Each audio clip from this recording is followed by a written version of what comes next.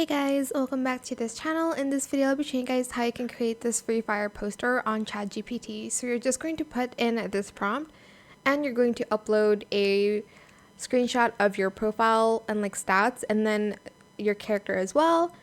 I'll put the prompt in the description box down below. So you're just going to paste that on ChatGPT and this is what you're left with.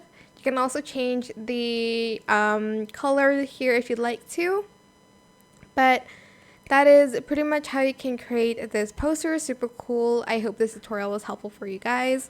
Don't forget to like, comment, share, and also subscribe to this channel if you haven't done that already.